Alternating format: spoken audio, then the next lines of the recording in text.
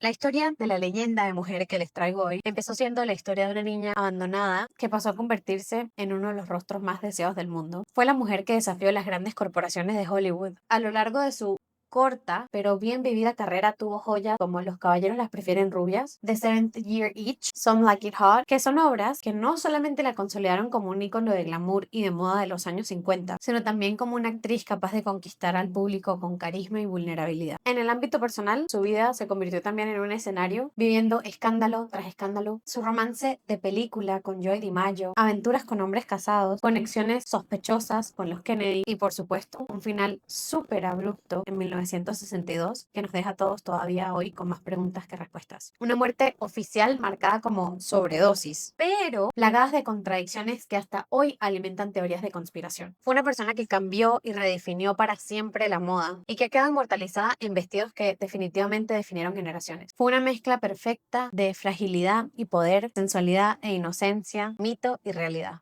Marilyn Monroe, el enigma eterno de Hollywood.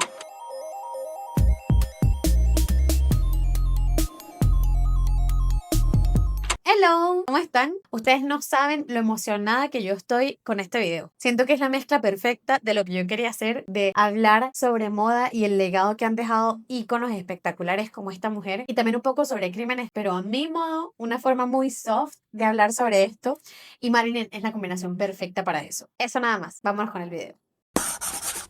El 1 de junio de 1926, Gladys Pearl Monroe Baker, una mujer de 26 años, da a luz a una niña a la que le pone de nombre Norma Jean. Describir a los papás de Marilyn es algo bien complicado porque su mamá tenía esquizofrenia paranoide, lo que hacía que estuviese grandes periodos de tiempo recluida o internada en hospitales psiquiátricos y que no pudiese atender a Norma. Y con respecto a su papá, bueno, su mamá nunca estuvo segura de quién era el papá biológico de Marilyn, entonces esta persona nunca estuvo realmente en su entorno. Y yo voy a empezar fuerte este video con los chismes de una vez, porque no fue sino hasta hace 3 años en un documental que sacaron de Marilyn Monroe que se llamaba Marilyn Her Final Secret, es donde al fin le hacen una prueba de paternidad a Marilyn y se descubre quién es su papá biológico. En su momento, cuando su mamá estaba casada con Edward Mortenson, ella siempre mantuvo que el papá de Marilyn no era su esposo, sino que era un compañero de trabajo de ella, y nadie le creyó en ese momento porque Gladys sufría de esquizofrenia. Y resulta que todos esos años Gladys había estado diciendo la verdad.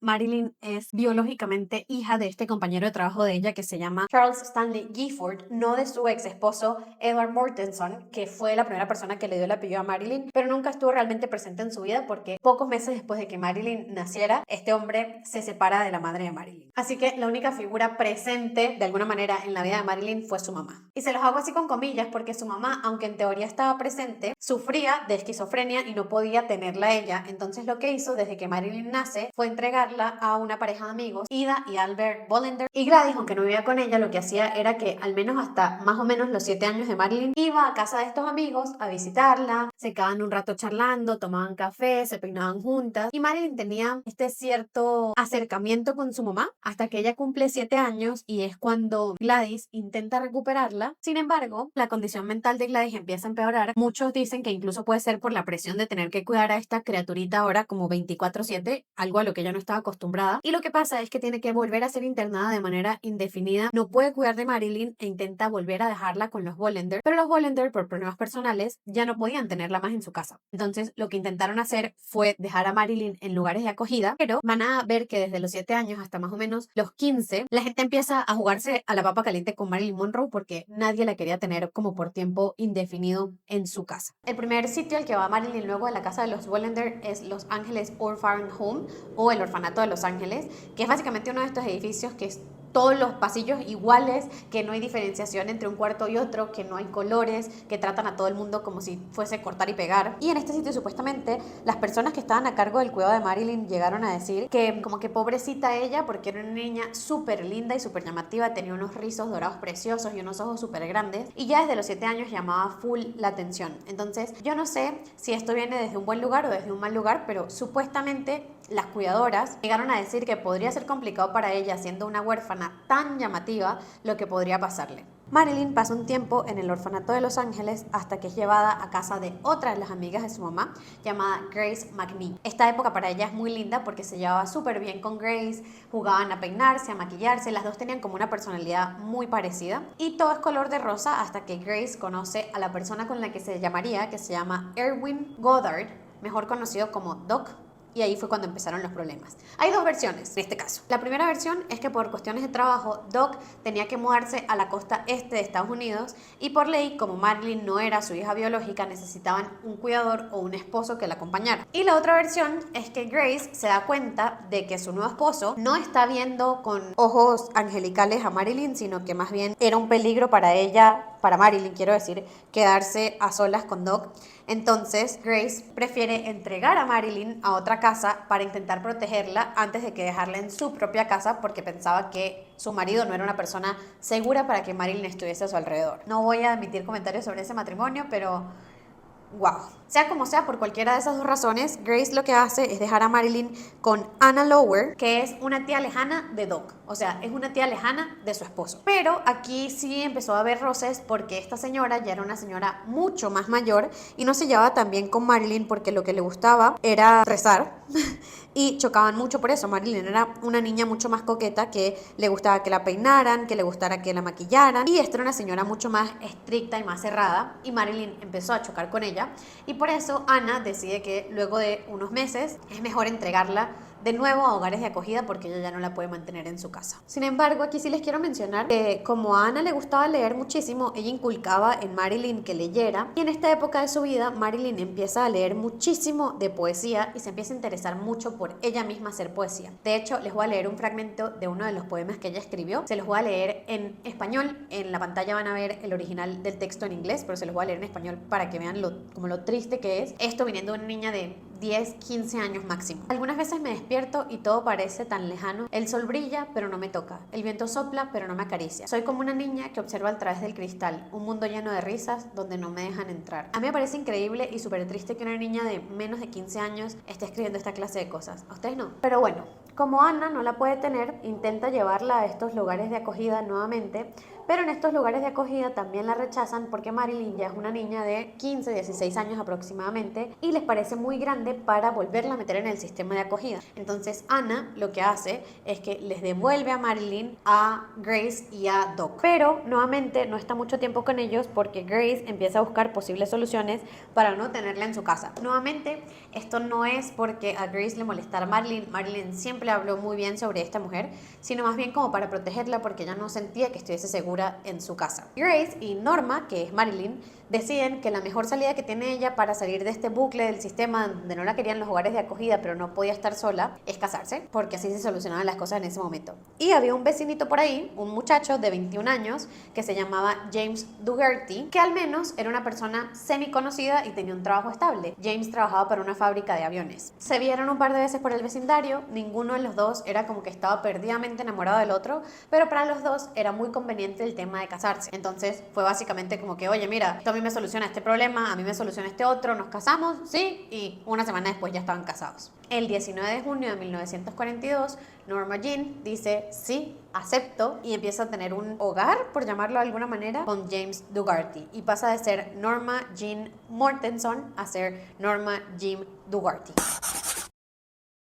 Para empezar su vida de casados se mudan a una casita modesta y los primeros años de matrimonio todo era muy normal. Norma se quedaba en la casa mientras su esposo iba a trabajar. Todo bien esos 2 años hasta que en 1944, que es el momento en el que la guerra empieza a apretar más duro, James es llamado a formar parte de la Marina Mercante y deja a Marilyn sola en la casa y Marilyn tiene que empezar a trabajar. Ella consigue trabajo en una compañía de radio, se llamaba Radio Plane Company, que también estaba relacionada con la guerra y con los aviones, como casi todos los trabajos en ese momento que de alguna u otra forma estaban relacionados con la guerra. Y es cuando de casualidad un día X de su trabajo llega un fotógrafo llamado David Conover para sacarles fotos a las mujeres que trabajaban ahí en la oficina para mandarlas al ejército, como para que los soldados tuvieran esta sensación de estar en casa, levantarles la moral a las personas que estaban en el frente. Lo que David no se esperaba era que se iba a conseguir a esta mujer increíble que era Marilyn Monroe, que además él la describe como que las cámaras desde el primer momento la amaban, o sea, desde el primer clic de la cámara todas las fotos eran espectaculares y él le dice como, oye mira, ¿por qué no intentas esto del modelaje? Las cámaras te adoran, toma mi número, en cualquier momento si tú quieres empezar a hacer fotos, aquí estoy yo, puedes hacer como dinero adicional, por favor llámame. Marilyn no está muy segura de esto porque ella no le quedaba muy claro qué era esto de ser modelo pin-up, que era lo que le había dicho este fotógrafo, pero bueno, también es verdad que necesitaba dinero, estaba sola, su esposo estaba en el frente y fue como, mira, vamos a intentar esto, que en teoría me dicen que yo tengo talento para esto, vamos a ver qué pasa. Y es una de esas cosas que cuando tú consigues para lo que estás hecho, se vuelve todo como por dos, se pone todo súper rápido. De un día para otro, Marilyn pasa de ser otra modelo X, pin-up, a ser la portada de revistas pin-up como Laugh o Pic, y esto la lleva a firmar un contrato como modelo para la agencia Blue Book Model Agency. Y aquí es donde empieza a profesionalizarse un poco más esa imagen suya, es donde le cambian el pelo, a ser un poco más rubio platinado, ya no tanto marrón, sino más bien este colorado con el que la conocemos, porque la idea pues era venderla como este icono de mujer americana ideal. El tema es que cuando James, su esposo, se entera de que Marilyn estaba haciendo fotos pin-up para levantarle la moral a los soldados que están en el frente, no le gusta, le dice a Marilyn que tiene que parar de hacer estas fotos y Marilyn le dice como que mira, yo no quiero ser la esposa de alguien, yo quiero ser alguien yo voy a seguir tomándome estas fotos, así que si a ti no te gusta, chao, muchas gracias, ya lo de nosotros, hasta aquí. Y es así como a sus 20 años, en 1946, acabando de terminar la guerra, Marilyn apenas con 20 años obtiene su primer divorcio. Ella, por dar este salto de fe hacia lo que realmente le gustaba hacer, tiene una época complicada porque al haberse acabado la guerra también bajaron mucho las ventas de estas revistas pin-up porque ya no había soldados a los que subirles la moral y tal, entonces no se vendían tanto estas revistas y lo que pasó fue que Emmeline Esnivelli, que era la dueña de la compañía de modelaje para la que ella trabajaba, logra conseguirle un screen test, logra conseguirle como una audición con los ejecutivos de 20th Century Fox. Supuestamente esta audición fue súper caótica porque Norma no era actriz, no tenía experiencia como actriz ni nada, no tenía ni idea de qué era lo que estaba haciendo, pero a Ben Lyon, que era uno de los ejecutivos principales de Fox, le encantó, también dijo que la cámara la adoraba y fue como, mira, vamos a darte un contrato inicial, un contrato de prueba, pero definitivamente te queremos nosotros. Este contrato tenía un salario muy básico, para ese momento tenía un salario de $125 a la semana. Que ojo, seguía siendo un buen sueldo, pero no para una persona que trabajara en 20th Century Fox. Y también en esta época es donde ya queda enterrado un poco el nombre de Norma, su nombre con el que nace, y nace su nombre artístico, que es Marilyn Monroe. ¿De dónde nace este nombre de Marilyn Monroe? Supuestamente Ben, el ejecutivo de 20th Century Fox, le dice que ella le recuerda mucho a una artista famosa de los años 20 que se llamaba Marilyn Miller, y le dice que por qué no tomar este mismo nombre, a lo que Marilyn dice, mira, no me parece mal, pero quiero mantener algo de mis raíces, entonces lo que hace es cambiarse su apellido, que era Mortenson, por uno de los apellidos de su madre, que era Monroe, y así es como nace Marilyn Monroe. Luego de que le dieran este nombre, empezó a tomar clases de actuación, de canto, de baile, todas estas clases pagadas por 20th Century Fox para formarla un poco como actriz. Pero, sin embargo, incluso con todo este esfuerzo que estaba haciendo la productora, en 1947 deciden no renovarle el contrato de prueba que le habían dado y Marilyn entonces se encuentra en un momento súper difícil de su vida porque tenía cuentas por pagar, estaba sola y empieza a hacer fotos cada vez más atrevidas, cada vez más subidas de tono para poder pagar su renta. Y una de las sesiones de fotos, que recuérdenla porque va a ser una sesión de fotos sumamente importante, ya es una sesión de fotos en la que posa desnuda para el fotógrafo Tom Kelly, ella para intentar que no se conociera que era ella porque algo de nombre tenía en Hollywood y para como que no arriesgar sus chances a futuro, posa para este fotógrafo diciéndole que se llama Mona Monroe, no Marilyn Monroe. Él le paga $50 por esta sesión que se llama Red Velvet porque es una sesión en la que ella está desnuda, completamente desnuda, apoyada sobre como una tela roja. Él le paga sus $50 por esta sesión, Marilyn se desentiende, paga su renta y esas fotos quedan rondando por ahí. Ya vamos para ellas. Marilyn sigue esforzándose porque ella definitivamente quiere trabajar detrás de una cámara y consigue un nuevo contrato, ahora no con 20th Century Fox, sino con Columbia Pictures. Y como side job, como side hustle, como un income adicional, sigue modelando. En 1948, cuando Marilyn tenía ya 22 años, sale su primera película, que es una película menor, pero ella tiene un papel protagónico. Esta película se llama Damas del Coro o Ladies of the Choir. De nuevo, es una película menor, pero ella tiene su primer papel protagónico y se la ve cantar porque interpreta a una corista que se enamora de un hombre rico y bla bla bla. Pero es donde por primera vez muestra ese encanto como inocente, sensual, que luego va a ser su sello, porque fue una de las cosas que más le gustó al público, pero también una de las cosas que más le pesó a ella en su carrera artística porque la limitaba mucho para papeles dramáticos. Sin embargo, gracias a esto y a que Marilyn seguía dentro de la industria por el tema de que estaba haciendo fotos como modelo, 20th Century Fox la vuelve a ver, la vuelve vuelve a llamar en 1950 y aquí es donde realmente empieza a despegar la carrera de Marilyn Monroe. La primera película que ella hace con 20th Century Fox a su vuelta es una película que se llama All About Eve, donde tenía un papel pequeñito, pero fue suficiente para empezar a llamar la atención de los medios. Ya luego de esta película hizo La Selva de Concreto, donde interpreta a una mujer que se enamora de un criminal, y en 1951 ya es contratada por 20th Century Fox con un contrato a largo plazo, no un contrato de 6 meses de prueba como había estado hasta ese momento. Empezó a trabajar en producciones más grandes, en películas más taquilleras como Love Nest, que salió en 1951, Clash by Night, que salió en 1952, Don't Bother to Knock, que aquí particularmente ella interpreta a una niñera que tiene un poco de problemas mentales y es su primer papel un poco más dramático. Pero realmente estos años, desde el 50 hasta el 53, lo que hicieron fue como crear la base de la persona en la que se convertiría, o del ícono en el que se convertiría Marilyn Monroe.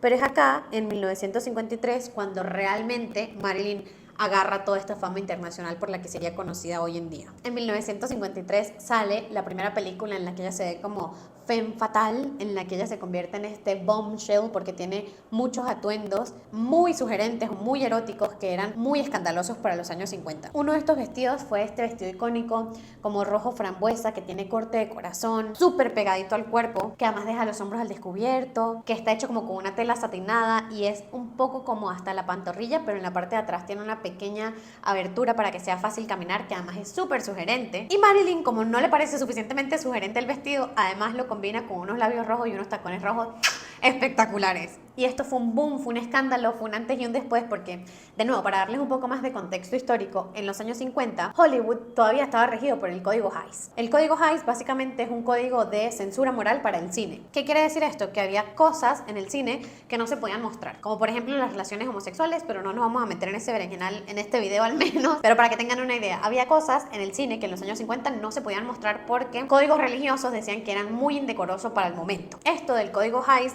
es llamado a ser aplicado en esta película para Marilyn porque además de ella estar interpretando a una mujer que era manipuladora e infiel abiertamente, que ya era algo como wow, se está pasando, usa este vestuario y fue como, mira, too much. O sea, esta escena hay que censurarla. De hecho, en algunos estados de Estados Unidos ni siquiera censuraron la escena, sino que la cortaron completamente. Y esto, como con cualquier cosa que se intenta censurar, que se intenta volver prohibida, lo que hizo fue que la película ganara más tracción, que más gente viera qué es lo que estaba pasando en esa escena, por qué era tan guau, que no se podía ver. Y esto por consecuencia lo que hizo fue que la gente empezara a recordar a Marilyn no como esta mujer inocente sensual, sino que se volviera todo este ícono sexual. Después de este primer gran éxito viene Los caballeros las prefieren rubias, también en 1953. Y en esta película canta Diamonds are a girl's best friend, que también el vestido que usa para cantar esta escena se vuelve súper icónico. Es un vestido rosado como fucsia, que ella lo combina con guantes largos, un lazo en la espalda gigantesco. Este vestido también fue tan icónico que Madonna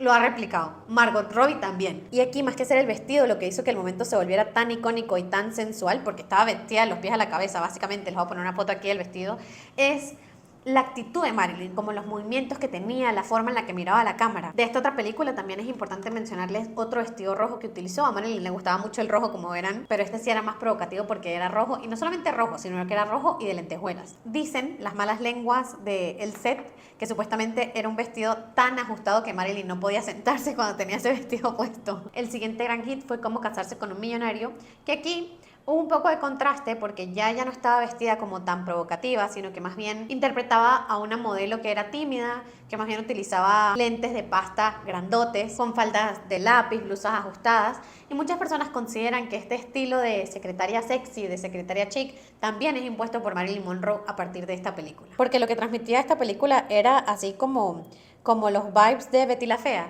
que es esta mujer que es como toda recatada, que tiene lentes y la gente no se da cuenta de que es una preciosura de mujer, y cuando se quita los lentes se vuelve una diosa. Eso era lo que querían retratar básicamente. Y aquí quería comentarles que me pareció súper curioso cuando estaba buscando información de quién era la persona que hacía los atuendos para todas estas películas.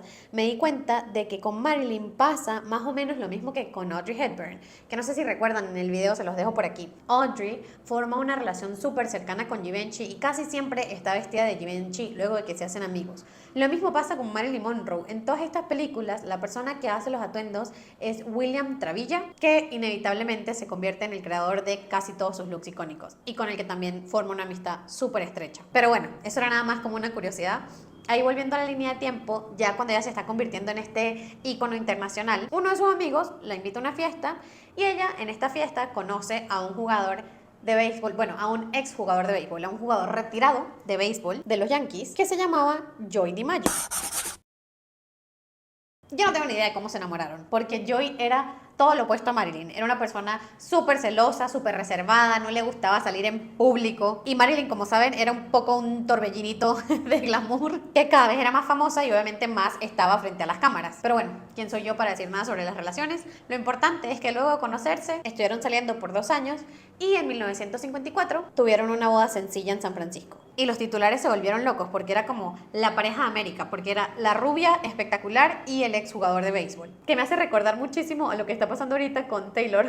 Está literalmente igual de su profesor de educación física y su maestra de literatura. Está lo mismo pero en los años 50. Pero ya les dije que esta pareja era una pareja bien dispareja y ahí mismito, luego de casarse, cuando les digo ahí mismito es ahí mismito, spoiler, el matrimonio duró 9 meses nada más, empezaron a tener problemas reales porque Joey quería que Marilyn dejara la actuación para que ya no fuese este símbolo sexual que era y llevar una vida mucho más doméstica, de que se quedara en la casa, cuidara a los niños, limpiara la casa, bla, bla, bla. Y para Marilyn era como, mi carrera apenas está empezando, o sea, yo no voy a dejar de actuar. Y aparentemente la gota que derramó el vaso aquí fue que Marilyn empezó a grabar The 7-Year Itch o La Tentación Vive Arriba. Es aquí donde sale el vestido más icónico de Marilyn Monroe, creo yo, que es este vestido blanco que se levanta con el vapor de la alcantarilla, ¿saben? Es demasiado reconocida y ha estado representada en un montón de cosas, así que seguramente la han visto. De todas maneras, les describo el vestido por si acaso. Ella tenía puesto un vestido como blanco, color marfil, de una tela bastante vaporosa. Era con cuello halter, con el escote en V, pero bien profundo aquí abajo. Un poco entallado a la cintura y luego completamente suelto para que fuese fácil que se moviera. Y Marilyn lo combina con tacones blancos y estas ondas sensuales que la caracterizan en el cabello. De nuevo, este momento icónico de la moda ha sido representada 1.000.000 de veces. Después de ese momento lo representó Madonna, lo representó Mariah Carey, lo usó también Nicole Kidman para una campaña del perfume número 5 de Chanel, también lo usó Michelle Williams. Bueno, ya que les di contexto de lo icónico que es esta escena no fue grabada en un estudio. Esta escena fue grabada en la calle. Para ser más exactos, en la esquina de la Lexington Avenue con la calle 52 en Nueva York. Y obviamente al ser grabada en la calle había una multitud gigantesca de fotógrafos y de transeúntes que estaban detenidos mientras se hacía el rodaje. El 90% eran hombres, que además eran hombres que cada vez que se le levantaba la falda a Marilyn, se reían, pitaban, silbaban, gritaban. Los paparazzi se volvían locos y había un montón de flashes cada vez que se le levantaba la falda a Marilyn. Marilyn estaba en su elemento, la verdad sea dicha, ella estaba feliz de que todas estas cosas pasaran. Pero una persona en el público no estaba tan feliz, que era su esposo Joey DiMaggio, que cada vez que pasaba todas estas cosas lo sentía como una humillación para él porque él era muy tradicional. Y en teoría, luego de terminar la grabación de esa noche, la pareja se va al hotel donde se estaban hospedando, que es el Hotel St. Regis Joe, y es donde tienen la pelea que hace que se termine el matrimonio. Fue súper escandalosa. Algunos testigos dicen que hubo violencia física, otros dicen que no, pero hubo muchos gritos. El hecho es que la pareja decide separarse en ese momento porque evidentemente ambos querían cosas diferentes para su vida. Y un mes después de haber tenido este escándalo es cuando la pareja formalmente o públicamente anuncian que se van a divorciar. Ahí yo particularmente no sé si a Marilyn se le fue un poquito la mano porque ella lo que dijo fue que se divorciaba por crueldad mental. Pero bueno, también tengan a Joey ahí en el back of your head porque va a volver a la historia a ser un personaje más o menos significativo. Lo importante para nuestra línea de tiempo es saber que Marilyn actualmente tiene 28 años y acaba de pasar por su segundo divorcio. Ella empieza a tener este momento como de crisis en su vida porque 20th Century Fox empieza a ofrecerle varios papeles que ella empieza a rechazar y para ese momento eso era una especie de suicidio profesional porque nadie le decía que no a los ejecutivos, a los hombres poderosos de Hollywood. Pero Marilyn era como que, oye, no, ya yo no quiero que me sigan viendo como este icono sexual, yo quiero hacer papeles que sean más dramáticos, yo quiero probar que soy una actriz más allá que una cara bonita. Y los ejecutivos de 20th Century Fox, como vendía tanto teniendo el personaje que ya tenía, era como que, oye, mira, no nos interesa para más nada que no sea este bombshell, este personaje que hemos creado. Y Marilyn dice, pues ¿saben cómo es la cosa? Yo, si ustedes no me dan trabajo para el tipo de papeles que yo quiero representar, yo voy a crear mi propia productora y yo me voy a dar los papeles a mí misma. Y es cuando crea MMP o Marilyn Monroe Productions. Y lo hace junto a uno de sus mejores amigos, el fotógrafo Milton Green. Esta jugada obviamente fue súper revolucionaria para los años 50 porque nadie se atrevía a ir contra las grandes corporaciones. O sea, esto funcionaba así desde hacía 20 años, 2 décadas funcionando de esta forma, y que una mujer viniera como a retarlos, a decirles, oye, si ustedes no me quieren dar papeles en los que yo quiero trabajar, voy a crear mi propia productora. Era como, wow, esta mujer tiene pantalones. Pero resulta que ¿se acuerdan que yo les dije que cuando Marilyn estaba empezando a despegar, tuvo que hacer unas fotos desnuda porque tenía que pagar la renta, bla, bla, bla? Bueno, esas fotos van a salir a la luz ahora. Esas fotos, ese fotógrafo las había vendido a una revista de estas revistas típicas de talleres mecánicos de hombres. Y nada más y nada menos que Hugh Hefner, el creador de Playboy, vio este calendario con estas fotos de Marilyn y decidió comprarle a Golden Dreams los derechos de estas imágenes por $500 porque Marilyn ya era una actriz reconocida. De hecho, para Hugh fue como un gran descubrimiento el que no tuviesen, o sea, el que le vendieran los derechos por esa cantidad porque ya esas fotos valían bastante más que eso. Pero bueno, él paga su broma por $500 y lanza en 1953 la revista Playboy. ¿Con qué lanza la revista Playboy? Con esas fotos de Marilyn Monroe como portada. Ojo, Marilyn nunca posó para Playboy y Hugh tampoco le pagó nunca los derechos de su imagen sobre las revistas que se vendieron más de 50,000 copias. Por eso mucha gente tiene esta confusión de si Marilyn fue conejita Playboy o no, porque sale en una de las revistas, no, en la primera revista de Playboy, pero estas fotos fueron tomadas 3 años antes en un contexto completamente diferente que ya se los expliqué, y ella de estas regalías que obtuvo la revista no vio ni $1, y Hugh Hefner tampoco le pagó a ella ni $1 por las fotos. Y se los digo así porque me parece increíble. Obviamente entiendo que para la parte legal Hugh Hefner no tiene que pagarle nada porque ella no tenía los derechos sobre sus fotos, pero para mí es como, bro, es su imagen, o sea, literalmente tú estás creando un imperio a costillas de esta mujer. Algo de reconocimiento, pero no. X. Sigamos. Al principio, cuando estas imágenes salieron, los estudios, o sea, 20th Century Fox y Columbia Pictures, porque ella también había trabajado con ellos, querían tapar un poco estas imágenes, pero en una entrevista le pregunta a Marilyn sobre las fotos y Marilyn dice, oye, sí, mira, yo hice esas fotos hace 3 años porque yo me estaba muriendo de hambre, tenía que pagar mi alquiler de mi casa, la única forma que yo tenía era posar. Yo lo siento mucho, pero yo soy un ser humano.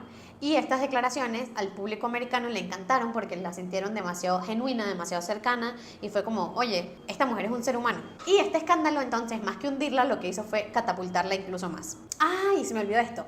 Perdón, antes de volver a nuestra línea de tiempo, quiero darles otro dato sobre Hugh Hefner que también me parece un poco disturbing, porque supuestamente, en teoría, pidió que sus restos fueran enterrados en una cripta junto a la cripta de Marilyn Monroe en el Westwood Villas Memorial Park en Los Ángeles, porque así estaría para siempre junto a ella. Un hombre que se robó su imagen, se hizo millonario a costas de ella y que nunca la reconoció. No entiendo la relación ahí. Pero bueno, es algo que les quería contar. El 55 fue un año súper movido para Marilyn, mediáticamente, por la aparición de estas fotos y obviamente también por el hecho de que se divorciaba. Esta pareja increíble, soñada de Hollywood, se había ido de 20th Century Fox y había creado su propia productora en un movimiento súper revolucionario para los años 50. Y aquí es donde empieza a haber un poco de división en los medios con respecto a Marilyn Monroe. Los medios la pintaban como esta persona problemática, caprichosa, como una mujer peligrosa, lujuriosa, pero el público la amaba por lo auténtico que era y por la sinceridad con la que ha enfrentado todo el tema de las fotos. Ella, para cambiar un poco de aire, decide mudarse de Los Ángeles a Nueva York y empieza a ver clases de actuación ahora con el profesor Lee Strasberg. Y se rumorea que por ese tiempo tuvo una relación, un acercamiento, una cosa con Marlon Brando. Pero fue súper breve y más bien se confirma que entra a una nueva relación ahora con el dramaturgo Arthur Miller, con el que termina casándose alrededor de un año después de que comienza su relación con él. Luego de esto sale su primera película de su productora llamada Bus Stop, que ella no solamente produce sino que también protagoniza y tiene una crítica muy buena. Al ver esto, 20th Century Fox se asusta más porque evidentemente ellos estaban esperando que la película tuviese críticas desfavorables para que Marilyn tuviese que volver al estudio, pero al tener tan buenas críticas, ellos bajan un poco la cabeza y le dicen a Marilyn, mira, devuélvete a nuestras oficinas que queremos renegociar el contrato que te ofrecimos. Ella va a sus oficinas, decide firmar un contrato para volver a trabajar con ellos, pero ahora le iban a dar más libertad creativa, la iban a dejar escoger los papeles que ella quisiera y también la iban a permitir seguir produciendo con su productora, no la tenía que cerrar, sino que podía trabajar en paralelo. Entonces, bajo estos nuevos términos, Marilyn acepta y vuelve a firmar un contrato con 20th Century Fox.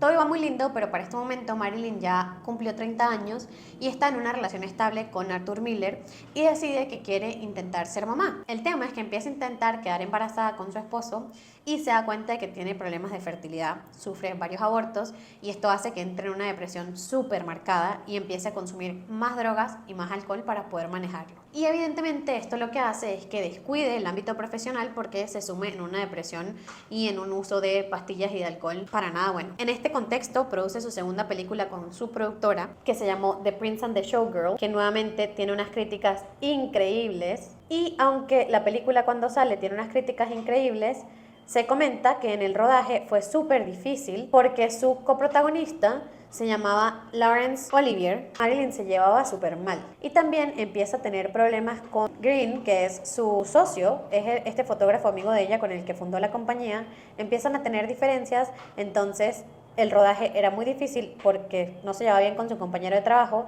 y como productora también era muy difícil porque estaba teniendo problemas con su socio. En 1958 la situación mental de Marilyn se vuelve prácticamente incontrolable. Empieza a utilizar incluso más drogas e incluso más alcohol como para sobrellevarlo todo. Se produce la película Some Like It Hot, Una Eva y dos Adanes en español, que la hace con Billie Wilder y que de nuevo se vuelve súper mediática porque ella empieza a llegar tarde a las grabaciones, se le olvidaban sus diálogos, estaba muy errática, peleaba con sus compañeros en el set, pero al igual que en las dos producciones anteriores, esto todo quedó en el set porque al estrenarse la película fue un éxito rotundo.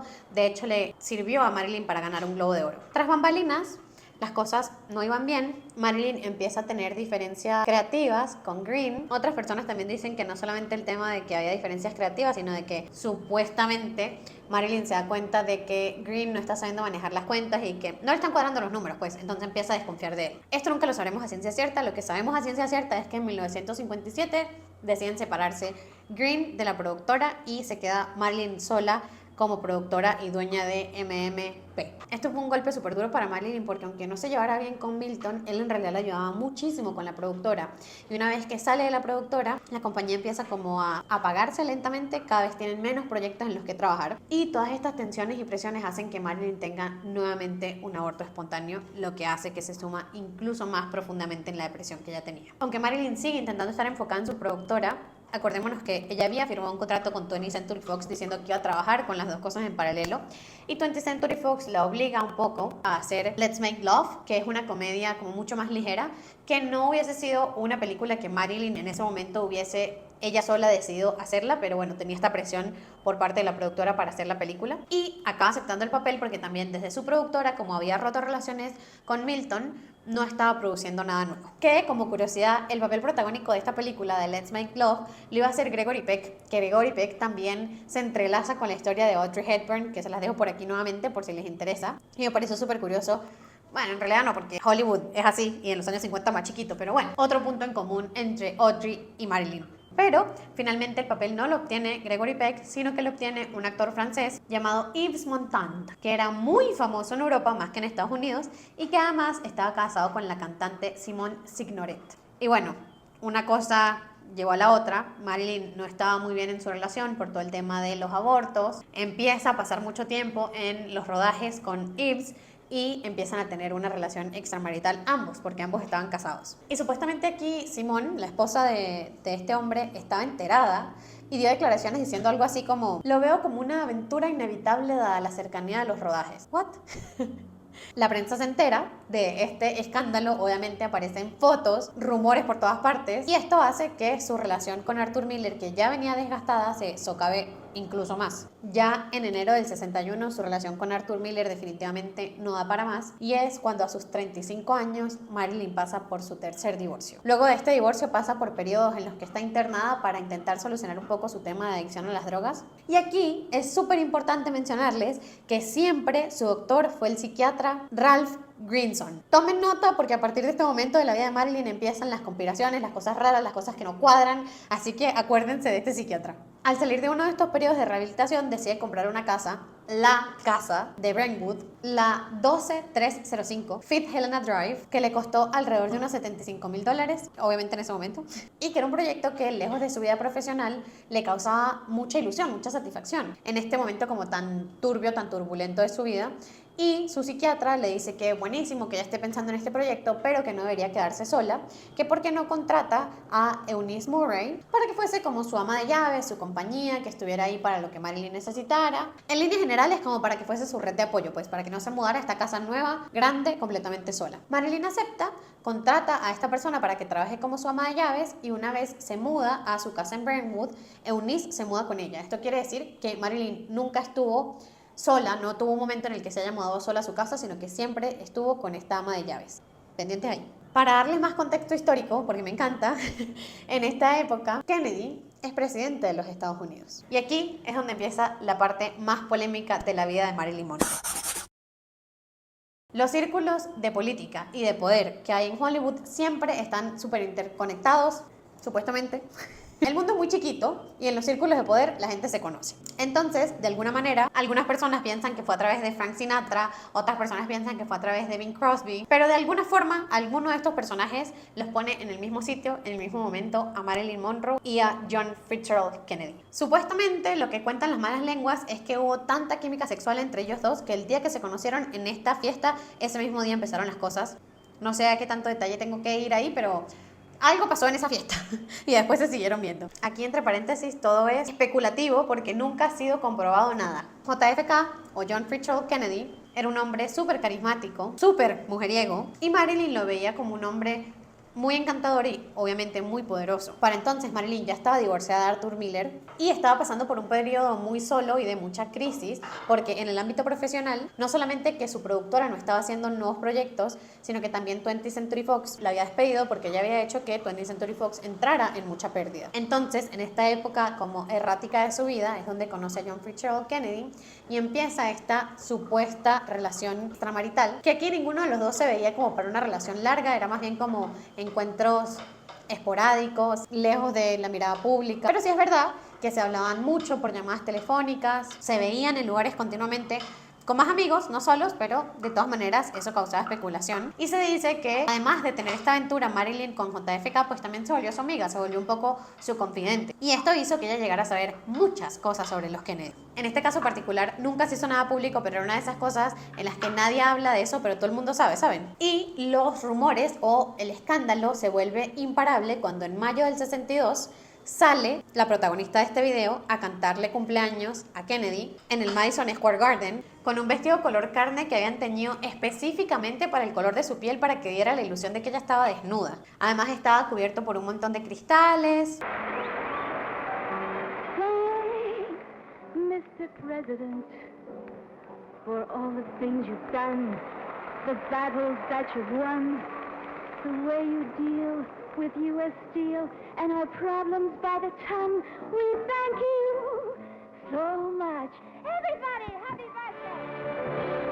Este vestido de verdad es una obra de arte, si no es que lo han visto recientemente porque para la Met Gala del 2022 lo utilizó Kim Kardashian, que también fue un escándalo que más adelante les hablo sobre eso. Pero bueno, en este punto esta mujer salió a cantarle feliz cumpleaños a Kennedy en un tono súper sugerente, en un evento público que además Jackie Kennedy no fue, siendo el cumpleaños de su esposo, el presidente. ¿Qué otro evento social más importante que ese podía tener esa mujer ese día? Ninguno, pero por alguna razón Jackie decidió no ir a ese evento. Se presenta Marilyn, le canta feliz cumpleaños con este tono súper seductor, con este vestido que hace que parezca que ella está desnuda y es como, oye, se les está yendo un poco de las manos, o sea, nosotros podemos querer cubrir esto, pero yo te ayudo si tú me ayudas, ¿sabes? Obviamente todo el mundo se queda en shock y es como, ok, no necesitamos ningún tipo de confirmación adicional de que ustedes dos están teniendo un romance, pues. Lo que sí les puedo decir es que menos de 6 meses después de esa presentación, Marilyn Monroe va a ser encontrada muerta en su casa. Pero antes de irnos para allá, quiero hablarles sobre este vestido porque no sería yo si no les hablo sobre la ropa de alguien en el video. Con este vestido hubo un revuelo súper grande porque para el Met Gala del 2022 Kim Kardashian utilizó el mismo vestido, no utilizó una réplica. Ella dijo, a mí no me importa el tema de conservar algo histórico, yo voy a utilizar el mismo vestido. Y lo utilizó porque la temática del Met del 2022 fue Gilded Glamour, que entiendo perfectamente por qué intentar reencarnar a Marilyn Monroe, pero siento que para el tema de mediático, haber utilizado una réplica hubiese sido mucho mejor que haber utilizado el original. Aunque conociendo a Kim Kardashian, que es una maestra del marketing, yo creo que justamente lo que hizo fue utilizar el original para que hubiese todo este revuelo de si estaba bien o estaba mal el utilizar exactamente el mismo vestido. Pero bueno, volviendo a nuestra Marilyn Monroe original, en el 62, cuando está usando este traje por primera vez, se destapa todo este escándalo de que ella está teniendo una relación extramarital con JFK y su vida terminaría abruptamente menos de 6 meses después. Luego de haberle cantado cumpleaños, Marilyn regresa a Los Ángeles porque tiene que continuar con la grabación de la película que estaba haciendo para ese momento, que era Something's Got to Give. Pero la producción es súper caótica porque Marilyn está en un momento muy difícil de su vida. Está bajo los efectos de las drogas, bajo los efectos del alcohol, se le olvidan las líneas, llega tarde, es muy problemática con la gente en el set. Que aquí, para hacerles un paréntesis, esta fue la razón oficial del despido de Marilyn, pero en realidad Fox estaba pasando por una crisis financiera increíble porque habían tomado muy malas decisiones con respecto a la película de Cleopatra, que también está por aquí el video. Si quieren más contexto sobre la vida de Cleopatra y sobre la película de la que estoy hablando particularmente en este momento. Porque para esta película ellos se habían excedido muchísimo del budget del que tenían y estaban pasando por esta crisis financiera. Y usan a Marilyn, o utilizan esta excusa para votar a Marilyn y decir que los problemas financieros los estaba causando ella. Estamos en esta situación y ya para hacerles una reconstrucción de la última semana de vida de Marilyn, para que juguemos un poco a los detectives y saquemos nuestras propias conclusiones, porque todavía hay más preguntas que respuestas sobre este caso. Me siento como jugando a quién es el culpable. El jueves 2 de agosto, Marilyn tiene de nuevo una reunión con los ejecutivos de 20th Century Fox para ver qué es lo que van a hacer con el rodaje de esta película que se acaba de quedar a la mitad. Habla con Joey DiMaggio, su ex esposo, por teléfono, porque ellos mantenían una amistad bonita, y hay algunas personas que dicen que estaban más cercanos que nunca, que estaban como hablando de volver a empezar a tener una relación romántica. El 3 de agosto, Marilyn hace su última aparición pública y es en una cena en la casa de Pat Kennedy Lawford, que es una de las hermanas de JFK, que está casada con Peter Lawford. En teoría, esta fue una cena pequeña, privada, en la que estuvieron Peter Lawford, Pat Kennedy, que es la hermana de JFK, Marilyn y una amiga de ella. Supuestamente solo esas 4 personas.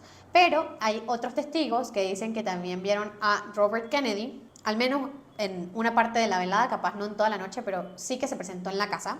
Para darles más contexto, Robert Kennedy es el hermano menor de JFK y supuestamente también tenía algún tipo de aventura con Marilyn. De hecho, mucha gente lo que dice es que con JFK solamente eran encuentros sexuales, como un affair, y con Robert sí estaban generándose mucho más sentimientos porque era mucho más dulce, no era tan mujeriego, Marilyn se sentía más escuchada. Entonces las malas lenguas dicen que ella no solamente tuvo una cosa con JFK, sino también con Robert. Y otras personas también dicen que Ralph Grinson, que es su psiquiatra, el mismo que les mencioné hace rato, también estuvo al menos para una parte de la velada. Lo que sí coinciden todos los testigos es que ella en esta cena estaba como muy errática, muy nerviosa, no sabían si había tomado mucho alcohol o si se había metido alguna sustancia, pero sí que estaba como agitada. Y que además no estuvo en la cena hasta que la cena terminó, sino que se ausentó temprano.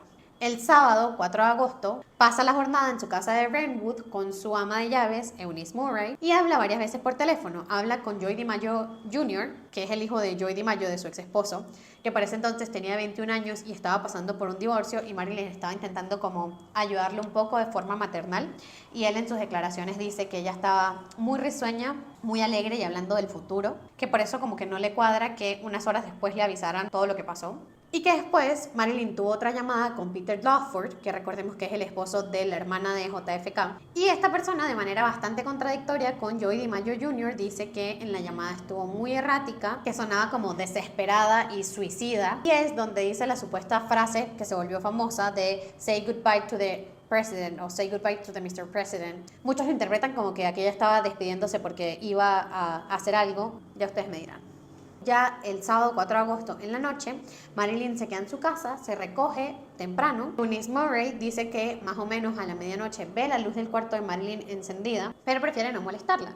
Aquí, un paréntesis, o para comentarles sobre algunos testimonios no oficiales, algunos vecinos sí llegaron a decir que ellos vieron a Robert Kennedy en los alrededores de la casa esa noche, y otras personas incluso dicen que no solamente vieron a Robert Kennedy, sino que también vieron a Peter Lawford. Esto sigue siendo una de las piezas más polémicas de todo el caso, y evidentemente nada de lo que les estoy contando está registrado de manera oficial. Luego ya para la madrugada del 5 de agosto, Eunice Murray, que recordemos que es su ama de llaves, dice que se despertó alrededor de las 3 de la mañana y notó que la luz de la habitación de Marilyn seguía encendida. Ella cuenta que intentó abrir la puerta, pero no pudo abrirla y que decide entonces llamar al psiquiatra, el doctor Ralph Grinson, en lugar de llamar primero a la policía, lo que me parece un poco raro, pero porque ¿qué iba a hacer el psiquiatra antes de la policía si ella no puede entrar a la habitación y le preocupa que Marilyn haya hecho algo?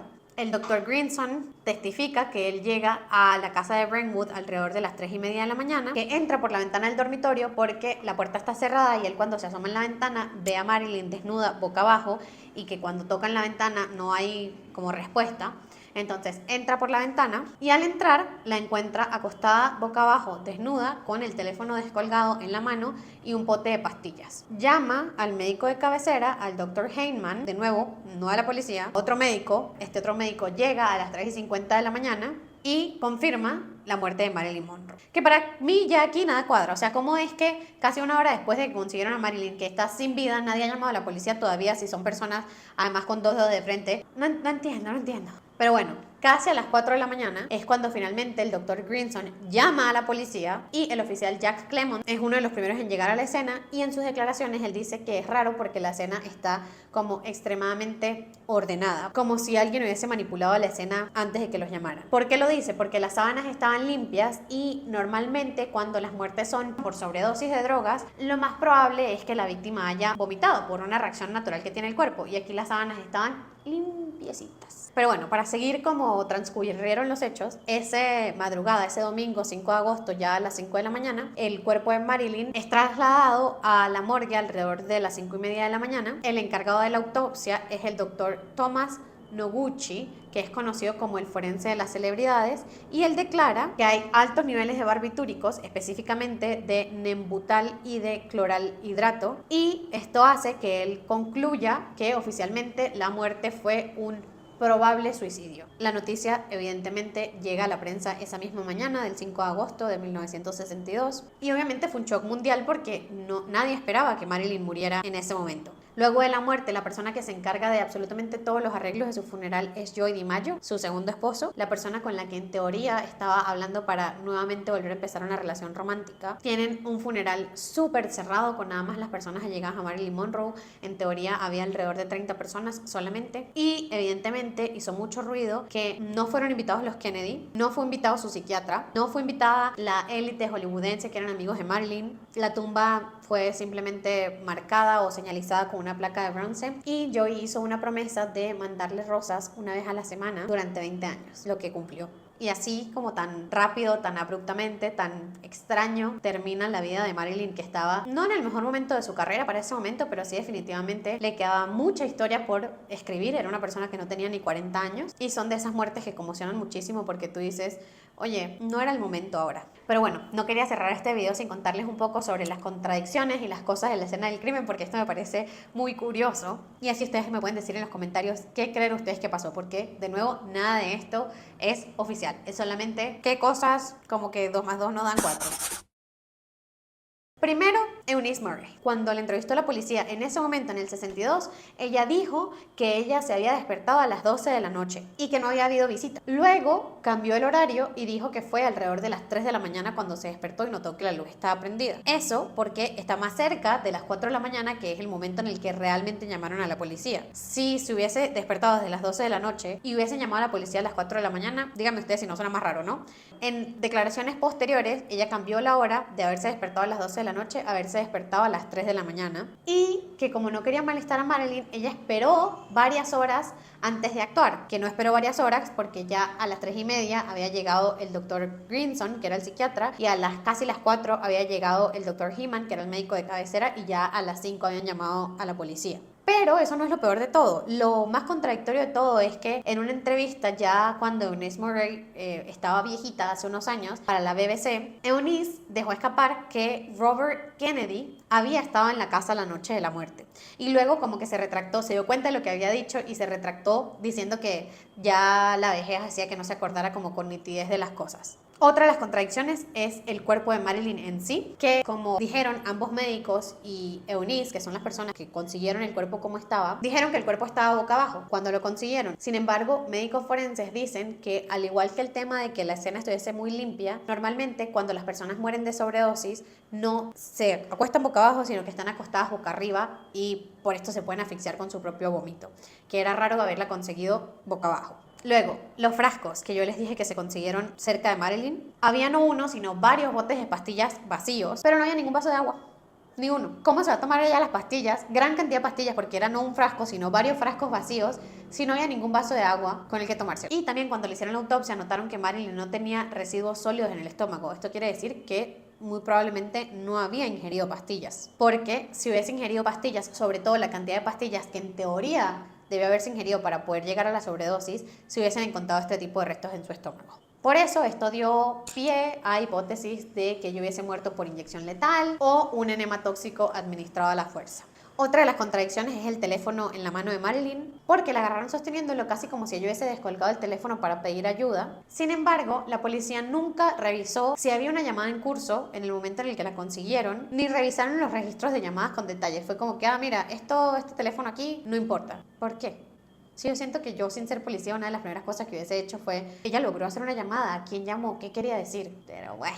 Obviamente, una de las cosas que no hace sentido es el retraso de avisarle a la policía varias horas después de que hubiesen conseguido el cuerpo. Eso también es muy raro. Y por último, las declaraciones del oficial Jack Clemons, que, como les dije, declaró que estaba todo muy limpio y muy ordenado, que no había signos en las sábanas de haber convulsiones ni de haber vómito. Y que además, cuando ellos llegaron a la escena del crimen, cuando ellos llegaron a la casa de Marilyn, Eunice estaba lavando ropa a las 4 de la mañana. Ustedes me dirán qué piensan, ustedes qué creen que pasó. Yo les cuento todas las contradicciones que tiene la historia para que ustedes saquen sus propias conclusiones, porque como les dije en un momento, en este caso sigue habiendo más preguntas que respuestas. Marilyn Monroe no fue simplemente un símbolo sexual. Fue una mujer súper compleja que rompió estándares de belleza, luchó por reconocimiento artístico y dejó una huella imborrable en la moda y en el cine. Su legado demuestra que la vulnerabilidad puede convertirse en una fortaleza y que el carisma auténtico trasciende el tiempo. Espero que les haya gustado este video. Por favor, si ustedes tienen teorías conspirativas, déjenmela en los comentarios para saber qué piensan ustedes, qué fue lo que realmente pasó ese día, porque al menos yo sigo cero clara sobre qué creer, la verdad. No olviden suscribirse al canal, prender la campanita de notificaciones, todo lo que les dice YouTube para que les sugieran mis videos. Y por aquí les dejo una lista de reproducción con otros videos parecidos al video que acabas de ver, que probablemente si este te gustó, esos también los vas a disfrutar. Les mando un beso y nos vemos en el próximo video. Bye.